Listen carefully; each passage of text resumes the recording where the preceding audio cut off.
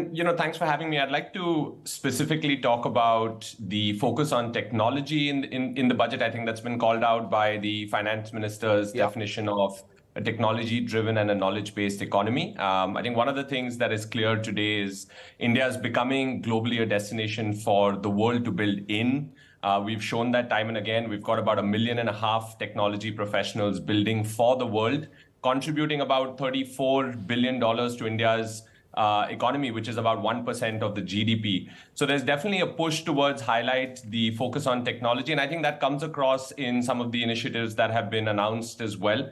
Extremely heartening to see the focus on AI, particularly on bringing India up to speed with what the rest of the world is doing. We've got tremendous potential to sort of become a thought leader globally, and I think it's high time that we're giving it that importance. The other thing I think that's crucial is also focus on startups and innovation. I think it's good to see that we're giving enough importance there to ensure that from an innovation standpoint, India continues to be an attractive destination for the world to look at. Mr. Ahuja, another key point over here, linking data. If we are looking at the digitalization space, there's a lot that's been mentioned over there. DigiLocker linked to Aadhaar, PAN, and getting information digitally. There was that rider saying that you don't necessarily have to share all of this information. So there was an effort at sort of protecting your privacy. But I think what the government is trying to do is broaden the tax net and try and ensure that, beyond PAN itself, they are able to extract an understanding of expenses through multiple channels digitally. Yeah, absolutely. I think this has been an ongoing effort. We've seen this over the past few years of introducing India's, financial services hub primarily to be led by technology. So, of course, there are multiple sort of aspects to why this is being done. But at the same time, I'd also like to call out that I think there needs to be, or at least I think what was missed was a focus on ensuring that there is measures to take care of privacy and against data theft. I think that has been missed out in the budget, and that's something that the technology industry had been voicing concerns about.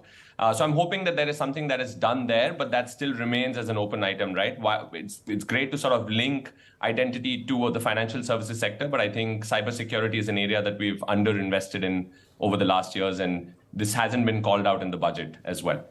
I think a couple of things that have been launched, the Kaushal Vikas Yojana around skilling centers, particularly focused on coding, AI, robotics, etc., I think is a positive move. There's clearly an intent towards highlighting India's position as a technology-driven economy.